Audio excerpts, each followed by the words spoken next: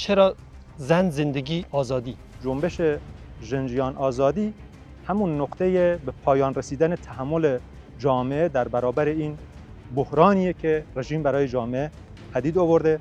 با جنبش‌های سنتی ناسیونالیستی به تمامی متفاوته، چون جنبش ژنجیان آزادی در راستای صرفاً براندازی حکومت و تشکیل یک دولت تازه در این جهت حرکت نمی‌کرد. نکات مثبتش تمرین دست جمعی دموکراسی، تمرین خودمدیریتی جامعه بود، یعنی جامعه در خارج از قلمرو دولتی، خارج از قلمرو قدرت برای خودش یک حوزه سیاست ورزی رو مشخص کرد. زنان صاحب بدن خودشون شدن، صاحب اراده خودشون شدن. زندگی نکبتبار حکومتی، اون سبک زندگی تک رنگ و بسیار فرسوده‌ای که تحمیل میشد به جامعه، در مقابل اون یک سبک زندگی تازه رو در پی گرفت. جمهوری اسلامی سیاست تفرقه اندازی رو همیشه در پیش گرفت وقتی که خواسته مردم مطرح بود. با دید ملی‌گرایانه اگه ما برخورد کنیم، قطعاً نمیتونیم در کشوری مثل ایران همه به آزادی‌ها و حقوق خودشون دست پیدا کنن، چون ماهیت ناسیونالیسم و ملی‌گرایی با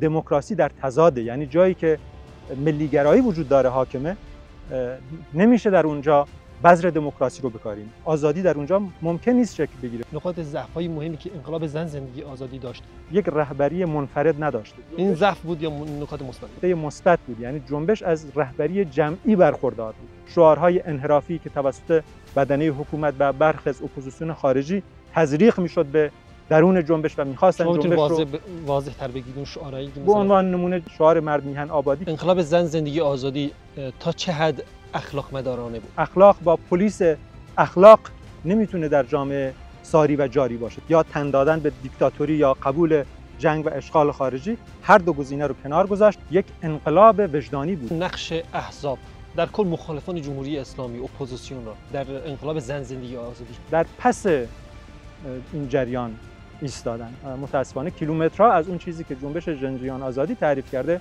فاصله دارن. عملکرد حزبتون پژاک در انقلاب زن زندگی آزادی، پژاک از لحاظ گفتمان و از لحاظ تفکر و جهانبینی، با توجه به اینکه سالهای سال بر مبنای زن زندگی آزادی مبارزه کرد، تونست مهر خودش رو بر تاریخ معاصر ایران بزنه. این یک حقیقته. یعنی شما هم ضعف‌هایی داشتید؟ قطعاً.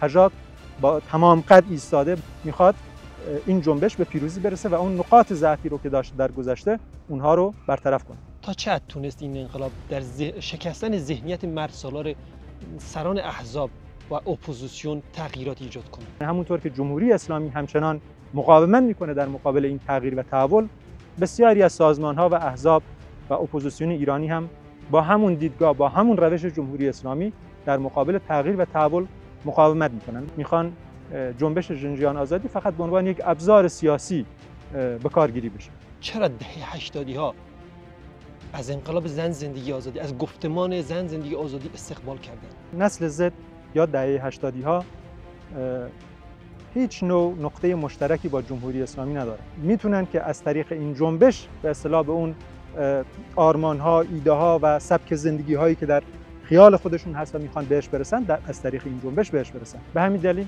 نسل دهه 80 از گفتمان ژنجیان آزادی بیشترین استقبال رو کرد و از این لحاظ میتونم بگم که پژاک درک شد از سوی این نسل. برخی معتقدن که این انقلاب در انقلاب نتیجه نگرفت، باعث سرخوردگی جامعه شد. به نظر شما این درست است؟ به هیچ وجه.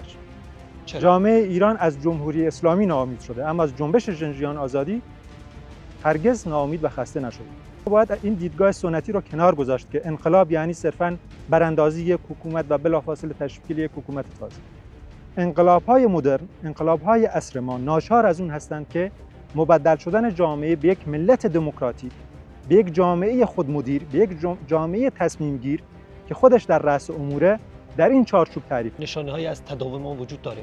قطعاً. به چه صورت؟ بیشترین نشانه ها رو میتونیم در مقاومت زنان ایران در مقابل حجاب اجباری ببینیم. دختران ایرانی گریبان جمهوری اسلامی رو گرفتن و رها نمی‌کنند و نهایتاً جمهوری اسلامی رو در همین قضیه حجاب اجباری دفن خواهند. میتونم این جنبش رو به اصطلاح به یک غول بزرگ زیبا تشبیه کنم که در درون بدنی جامعه زنده است، نفس میکشه و بیشک در آینده نزدیک بارها و بارها بیدار خواهد شد، بار دیگه به شکل قیام‌های گسترده اجتماعی، مبارزات گسترده سیاسی مردمی خودش رو نشون خواهد داد.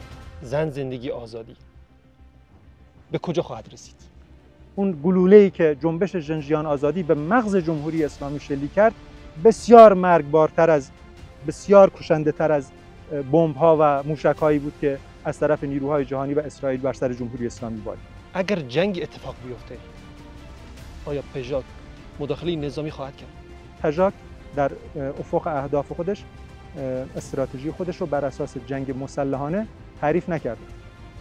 هدف پژاک رسیدن جامعه به خودمدیریتیه. پژاک خودش رو به عنوان نجات بخش جامعه تعریف نکرده.